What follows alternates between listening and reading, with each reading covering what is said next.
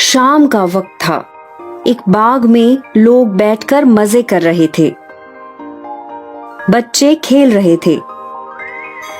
तभी वहां एक चुड़ैल आकर एक औरत की बहुत मधुर और लुभावनी आवाज में बोलती है,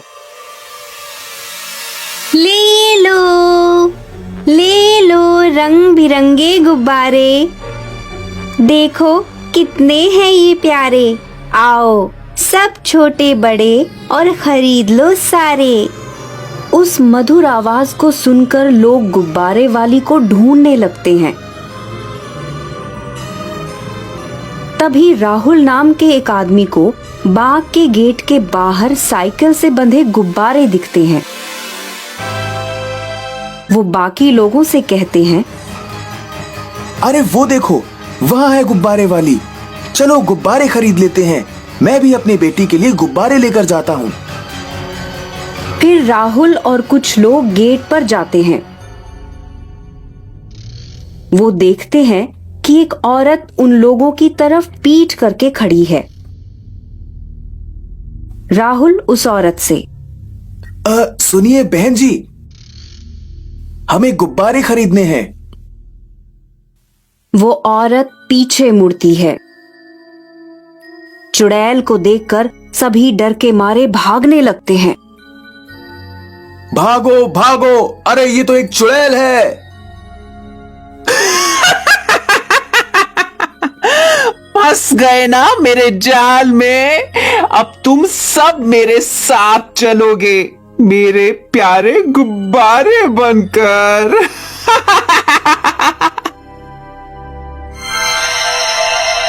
फिर चुड़ैल अपने जादू से उन लोगों को गुब्बारे बना देती है और अपनी साइकिल से बांधकर अपने घर ले जाती है।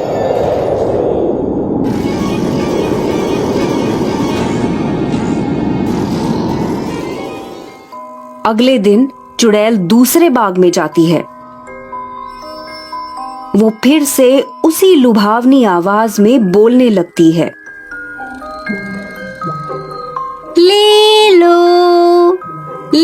लो रंग बिरंगे गुब्बारे, छोटे बड़े आकर खरीद लो सारे।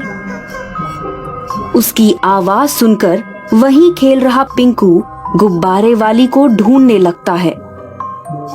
तभी उसको बाग के गेट पर एक साइकिल से बंधे बहुत सारे गुब्बारे दिखाई देते हैं, लेकिन गुब्बारे वाली कहीं दिखाई नहीं देती। पापा पापा, मुझे गुब्बारे लेकर दीजिए ना, देखिए ना कितने मस्त हैं वो गुब्बारे।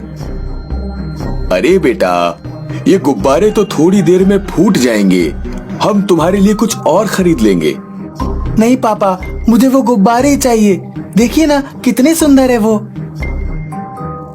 पिंकू जिद करता है तो उसकी माँ भी उसके पापा को गुब्बारे खरीदने के लिए भेज देती है।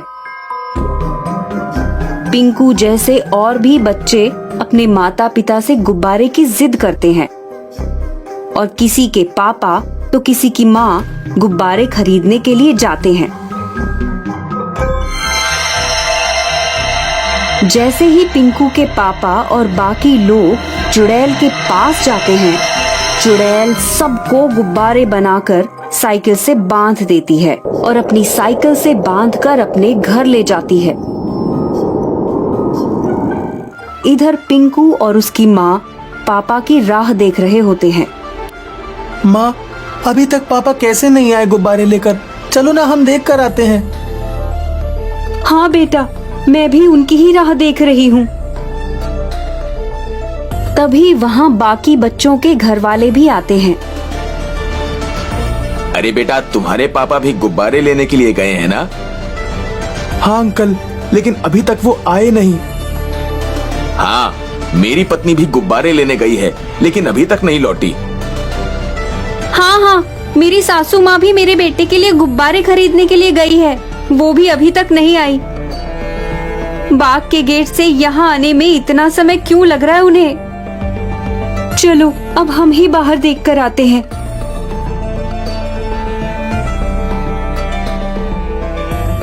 सब बाहर आकर देखते हैं लेकिन वहाँ ना ही कोई गुब्बारे वाली होती है और ना ही पिंकू के पापा और बाकी लोग। तभी काशीराम देखता है कि एक चुड़ैल अपनी साइकिल पर बहुत सारे गुब्बारे लेकर जा रही है।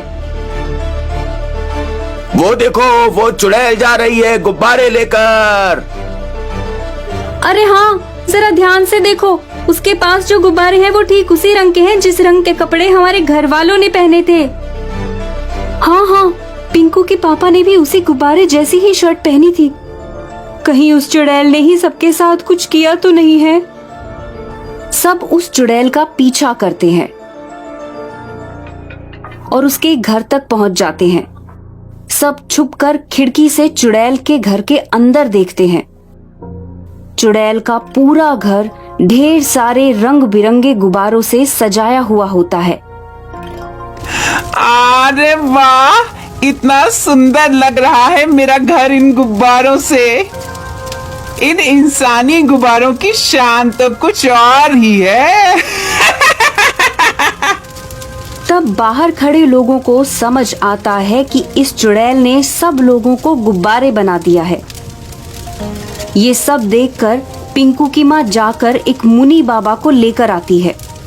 मुनि बाबा चुड़ैल के घर में जाकर अपनी शक्ति से सब लोगों को गुब्बारे से मुक्त करके फिर से पहले जैसा बना देते हैं। सब गुब्बारों को फिर से इंसान बना देख चुड़ैल बहुत गुस्सा हो जाती है। ये क्या किया तूने? मेरी सारी मेहनत पर पानी फेर दिया। ये मेरे गुब्बारे थे।